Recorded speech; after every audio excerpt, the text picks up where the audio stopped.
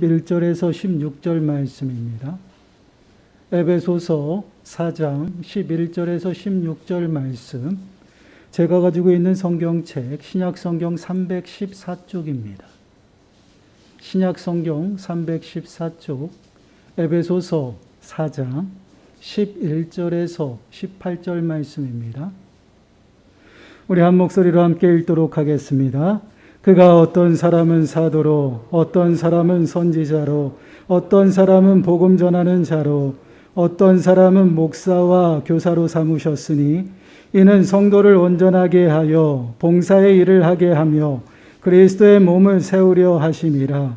우리가 다 하나님의 아들을 믿는 것과 아는 일에 하나가 되어 온전한 사람을 이루어 그리스도의 장성한 분량이 충만한 데까지 이르리니 이는 우리가 이제부터 어린아이가 되지 아니하여 사람의 속임수와 간사한 유혹에 빠져 온갖 교훈의 풍조에 밀려 요동하지 않게 하려 함이라. 오직 사랑 안에서 참된 것을 하여 범사에 그에게까지 자랄지라. 그는 머리니 곧 그리스도라. 그에게서 온몸이 각 마디를 통하여 도움을 받음으로 연결되고 결합되어 각 지체의 분량대로 역사하여 그 몸을 자라게 하며 주시겠습니다.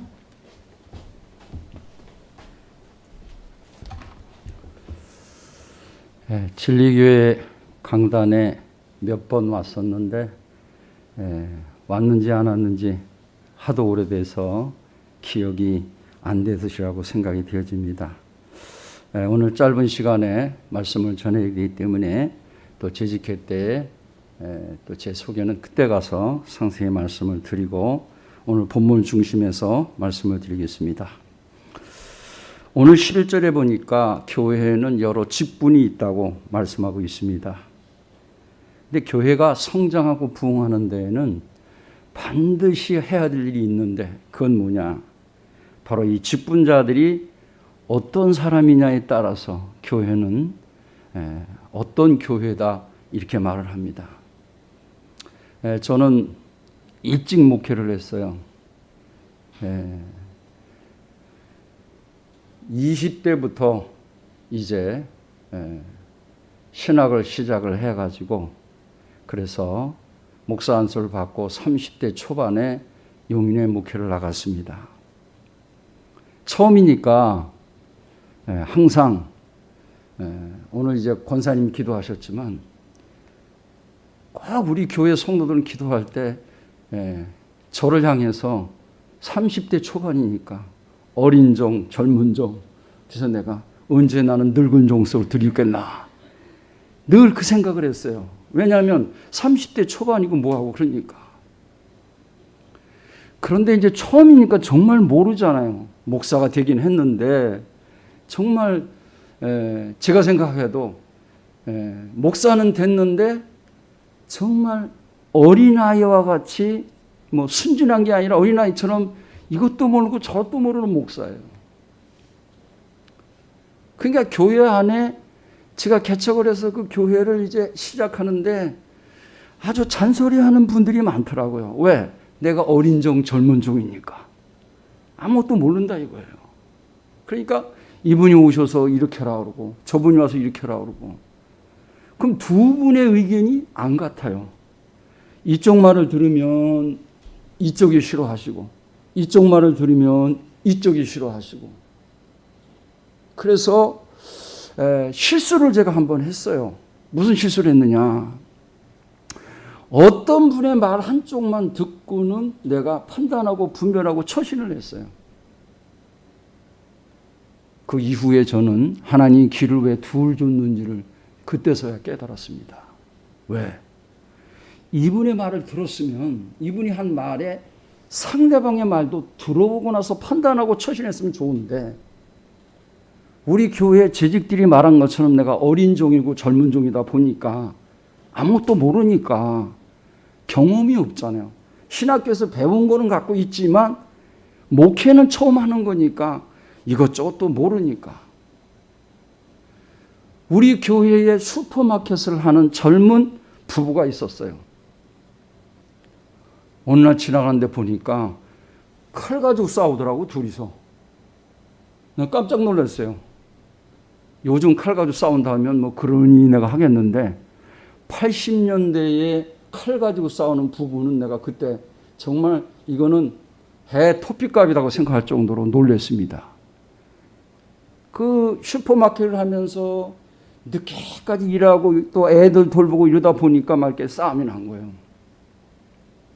근데 제가 그때도 하나님이 길을 2개 줬는데 한쪽 말만 듣고 판단해가지고 그 남편 아주 못돼 먹었다고 그렇게 말해버린 거예요. 제가 남편의 말도 가서 이렇게 들어보고 나서 했더라면, 제가 오늘 성숙에 대한 말씀을 드리는 이유가 뭐냐면요, 언제나 우리는 하나님이 길을 2개 준 것은 이쪽 말도 들어보고 저쪽 말도 들어본 다음에 판단하고 기도하고 출신하면 좋을 텐데, 제가 미성숙한 상태에서 목회를 하다 보니까 한쪽 말만 듣고는 언제나 그 일을 행동을 했어요. 아, 그랬대? 30대 초반이니까 뭐 혈기도 많고 그러니까, 아, 그럴 수가 있어. 지사님, 죄송합니다. 지사님, 그랬다며? 그 지사님 얘기를 들어보면은 이쪽 말하고 또 틀려. 그렇게 하면서 제가 성장해가며 성숙해 갔는데, 제가 그때부터 그 첫 번째 목회 가서 한쪽 말만 듣고 실수한 게 많아가지고, 그 다음에 수원에 가서 목회할 때는요, 언제나 양쪽 귀로 듣고 이렇게 자라갔다 하는 얘기를 드리는 겁니다. 그렇기 때문에 오늘 여러분, 누가 전화를 오든지, 요즘엔 문자 시대잖아요. 문자를 보내든지 카톡으로 오든지 뭐를 오든지 그쪽 한쪽 말에 한쪽 글에 우리가 흥분할 이유가 없는 거예요. 만약에 그 일에 흥분한다면 저처럼 미성숙하기 때문에 그럴 수 있는 거예요. 성숙했더라면 이쪽 말도 듣고 저쪽 말도 듣고 양쪽 들어본 다음에 제가 행동하고 처신했더라면 얼마나 좋겠습니까? 근데 미성숙하니까 한쪽 말을 듣고는 판단하고 분별하고 처신하니까 정말 잘못됐다 그 말이죠. 오늘 교회 안에서 여러 가지 일을 저는 겪었습니다. 교회에는 여러 직분자들이 있어요. 근데 제가 이제 평소에 우리 진리교회를 어떨 때는 낮에도 이렇게 와본 적이 있어요. 이렇게 와봤는데, 한 번은 성성경 목사님 차를 제가 한번 탔는데 깜짝 놀랐어요. 왜? 내가 찬 차하고 성성경 목사님 차하고는 완전히 다른 거야. 똑같은 봉고차인데 뭐가 다르냐? 성 목사님네는 내가 양말을 신었지만 양말을 닦아야 되고, 감히 내가 거기를 이렇게 털 수가 없더라고요. 얼마나 깨끗하게 놓으신지. 근데 내 차는 가끔가다 우리 성 목사님이 제 차를 이렇게 어떤 때 차를 안 갖고 이제 놓여 오셔요. 그러면 제가, 목사님 제 차 타고 가세요. 그러면 에이, 여기 뭐 가까운데 버스 타고 가면 되고 걸어가도 된다고 막 이렇게 얘기하셔요. 그럼 이게 그냥 붙잡아가지고 옆에 이렇게 태워 가면요, 내가 얼마나 부끄러운지 몰라요. 차가 이제 워낙 그러니까. 그래서 그 다음부터는 성 목사님 옆에 탄다 생각하면 얼른 차 안을 내가 청소하고 그렇게 하고 한 적이 있습니다. 제가 왜 이 말씀을 드리냐면, 제가 성숙하지 못했기 때문에 일어날 일이 처음에도 있었지만, 수원에 오고 또 여기 이제 의왕에 오고 이런 과정 속에서 제가 가만히 보니까, 요 근래까지 생각해 보니까, 목사는 목사인데 내가 성숙하지 못해가지고 판단을 잘못하고 분별을 잘못해서 처신을 잘못한 일들이 간혹가다 일어나더라고요. 그때마다 제가 가슴을 치면서 어떤 마음이었느냐, 하나님, 아직도 제가 덜 됐네요. 아직도 제가 성숙하지 못하네요. 아직도 일 때문에 내가 혈기를 부리네요. 이거 별것도 아닌데 양보하면 될 일인데 요거 하나 내가 양보하지 못하고 있네요. 제가 이제 그런 거를 발견한 거예요.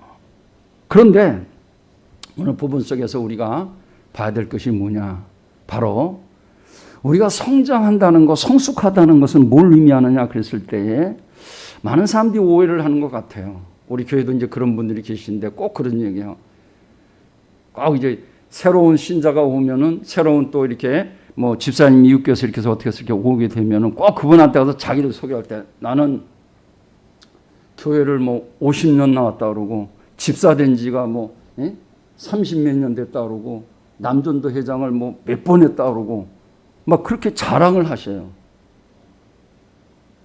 그래서 근데 그분을 가만히 이렇게 봤을 때에 입으로 말할 때는 그분이 굉장히 믿음 생활을 잘한 것 같은데 실제로 생활하는 것은 정반대예요.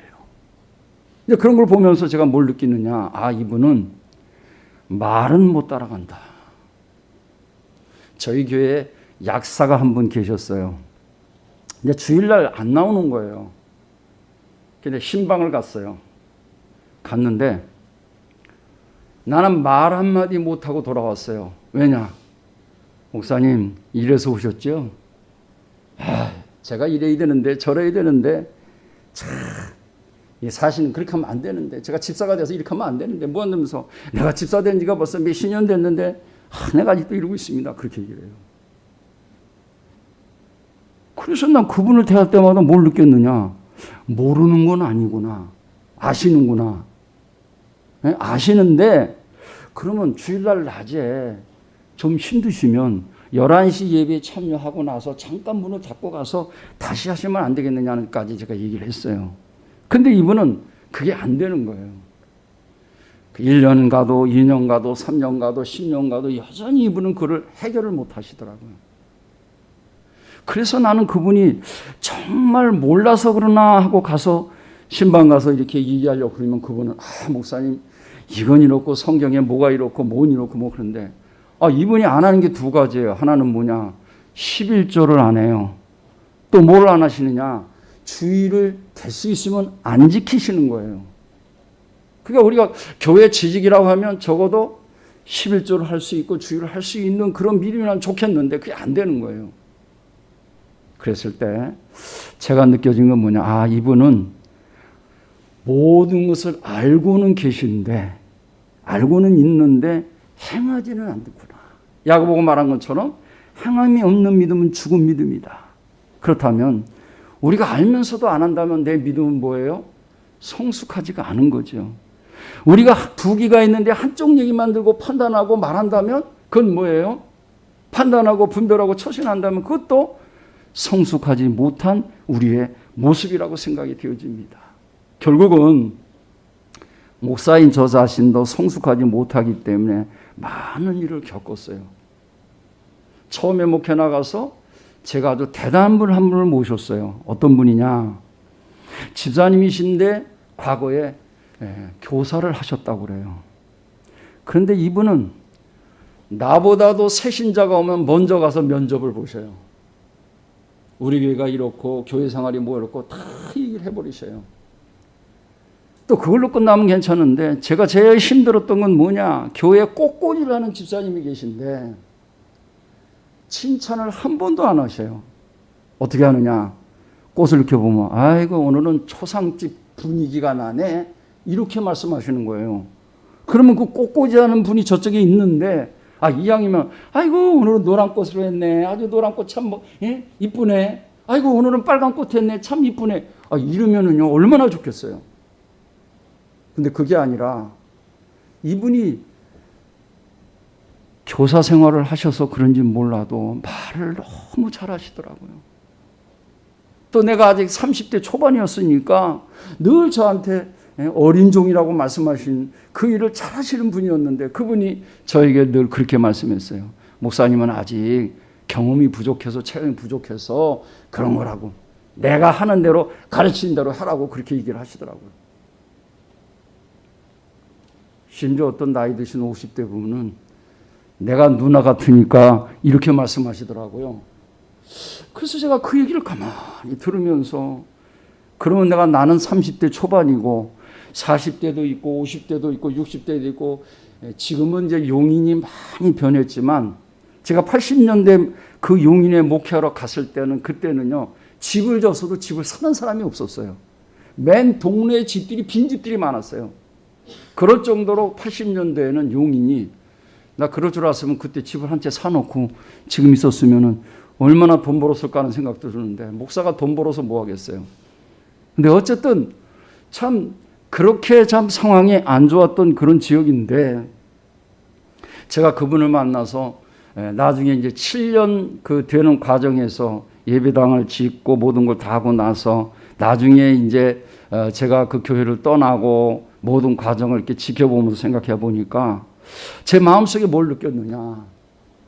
생각나는 게 뭐냐면 거의가 다 뭐냐. 성숙하지 못해서 내가 실수한 게 너무 많더라고요. 오늘 본문 가운데서도 우리가 성장한다, 성숙한다는 것을 뭐라고 표현했느냐 할 때에 우리가 성장했다, 성숙하다는 것은 예수님을 얼마나 닮았느냐. 예수님이 가지고 있는 모든 삶 속에서 우리가 그분을 얼마나 본받아가고 있는가, 닮아가고 있는가 하는 것을 보는 거죠. 저는 생전에 송성계 목사님 이제 같은 노회에서 같은 시찰입니다. 그래서 여기서 이제 남부 시찰에도 여러 번 했고 우리 교회에서도 했고 이렇게 했는데 제가 송 목사님 때 배운 것은 섬김입니다. 저와 송 목사님은 나이로 볼 때 저는 송 목사님보다 2살 아래고 학교도 2년 후배고 그러니까 어떻게 보면 저보다 선배고 저보다 나이가 더 많은 게 형님 같은 분이죠. 근데 제가 가만히 보면서 물론 여러 가지를 배울 점이 많았지만 그 중에 하나가 뭐냐면 바로 섬김이었어요. 남부 시찰 모든 교회들을 섬기시는데 내가 나중에 어떤 마음이 들었냐면요. 야, 이거 이러다가 나는 진짜 개망신 당하겠다 하는 생각이 들더라고요. 왜? 송 목사님은 나이가 많든 적든 또 아니면 선배든 후배든 상관없이 늘 섬기시니까 그때 제가 옆에서 배운 거는 섬김이었어요. 그래서 저도 물론 이제 우리 진리교회가 행했던 모든 일은 나보다 한 수 위로 하셨지만 거기 하면 나도 조금 이렇게 섬기는 것을 시작하기 시작했었어요. 오늘 성경에 보면 바울이 그런 얘기를 했어요. 내가 예수님을 본받은 것 같이 너희도 나를 본받으라. 어떤 면에서 봤을 때에 우리가 그럴 수 있어야 될 것이다. 어떻게? 만약에 우리가 재직이라면 재직이 아닌 사람한테 내가 예수님을 본받은 것처럼 당신도 나를 본받으세요 할 수 있는 본받을 만한 것이 있어야 된다고 생각이 되어져요. 근데 그 본받을 만한 것이 무엇이 있을까? 그것은 바로 우리가 다른 사람의 의견을 존중할 줄 아는 자세를 우리가 가질 수 있어야 된다는 겁니다. 우리 목사님들끼리 모여서 하는 말 가운데 하나가 뭐냐? 회의를 하면 회의를 느낀다고 늘 말하셔요. 저희 교회도 평상시에 개인적으로 만나면요. 얼마나 그냥 상냥하게 웃고 얼마나 참 친절하시고 얼마나 잘 섬기는데 문제는 이 회의만 하면 문제가 되는 거예요. 회의를 느끼게 할 만큼 해요. 왜 그러냐? 내 의견은 다 옳아. 다른 사람이 말한 의견은 다 뭐냐? 그거는 내 귀에 들어오질 않아요. 왜 그러냐? 자기 중심적이기 때문에 그래요. 또 고집이 굳어져 가지고 고정관념이 되어 있어요. 고정관념이 되어 있기 때문에 저는 그런 얘기를 꼭 합니다. 가끔가다 우리 교회 권사님 가운데 한 분이 그런 얘기를 해요. 목사님, 왜요? 아무개교는 이렇게 한대요. 그러면 제가 뭐라고 하는지 알아요? 권사님, 그 교회는 그 목사님의 방침이 그러니까 그렇게 하는 거예요. 우리 교회는 우리 교회 목사님이니까 우리 교회 목사님의 방침이 있는 거예요. 저는 요즘에 우리 교인들에게 뭘 훈련시키느냐? 내가 이제 얼마 있어서 새샘교회를 은퇴하고 가면 다음에 어떤 목사님이 오게 되는데 그분은 나하고 영 반대일 수 있다. 그러면 여러분들이 반응이 어떻겠느냐? 너무 이상할 거 아니냐? 박 목사는 이렇게 했는데 왜 새로 오신 목사님은 이렇게 하지? 이렇게 할 수밖에 없지 않겠는가? 저는 한번 세미나를 갔더니 부산에 세중앙교회가 있는데 최홍준 목사님 분이 계신데 이분이 그 교회에 부임해가지고 피아노를 갖다가 10년 만에 원하던 장소로 옮겼다는 거예요. 무슨 얘기냐? 조금씩 옮겨갔대요. 물론 이제 이 피아노를 어떻게 조금씩 이쪽으로 옮기겠습니까? 그러니까 하나에 보면서 이렇게 해가면서 10년은 눈치 봤다는 거예요. 그러니까 피아노 하나를 다른 데로 옮기는데도 새로운 목사님이 그걸 옮기는데 10년을 걸렸다는 거예요. 최홍준 목사님이 얘기는 그렇게 얘기를 하시더라고요. 어떤 분이 그 교회에서 그 일을 하시다가 오랜 흔적이 남아 있는데 교인들은 그 흔적을 지우는 걸 굉장히 좋아하지 않는다는 거예요. 흔적을 남기길 원한다는 거죠. 그러다 보니까 새로 오신 목사님이 그것을 하려고 하니까 어렵다는 거예요. 자, 우리 청년들 결혼 세미나 하면 제가 꼭 가르쳐 주는 게 하나가 있어요. 뭐냐? 야, 너 이 다음에 니들 결혼하면 너 깜짝 놀랄 거다. 그때 애들이 눈을 띵그라고 쳐다봐요. 뭘 깜짝 놀라냐? 남자와 여자가 너무 다른 거야. 뭐가 달라요? 남자가 생각하고 여자 생각이 같지 않습니다. 엄청 달라요. 왜? 남자니까 그렇게 생각하는 거예요. 여자니까 그렇게 생각하는 거예요. 너무 다릅니다. 그러면 환경이 다른 사람들이 모인 곳에서 어떻습니까? 환경이 다른 곳에서 살던 사람들의 생각하는 것도 같습니까? 다 달라요. 우리가 그리스도인으로 성숙해야 될 그 이유 가운데 하나가 뭐냐? 평상시엔 괜찮아요. 기도할 때에, 봉사할 때에, 뭐를 섬길 때는 다 잘하셔요. 어떨 때 안 되느냐? 회의할 때 안 되는 거예요. 재직회를 하든지 아니면은 공동을 하든지 뭘 하든지 늘 안 되는 게 뭐냐? 바로 우리가 두 귀로 듣지를 않는다는 거예요. 한쪽 귀만 듣고 나 저 사람 의견이 맞아. 그럼 이쪽 사람 의견도 한번 들어보고 어떤가 이렇게 판단하면 좋을 텐데 한쪽 말 들어보고 나 마음에 들어. 나 이 사람 지지합니다. 그러고 끝까지 그것 가지고 하는 거죠. 어느 교회가 그랬다고 그러잖아요. 예배당을 짓기 위해서 모여가지고 회의를 했는데 좋습니다. 예배당 칩시다. 다 잘 됐대요. 건축원도 넉넉하게 다 잘 나왔대요. 문제는 화장실을 어디다 짓느냐 때문에 양쪽으로 갈라져가지고 무슨 소리냐 화장실 여기다 지지.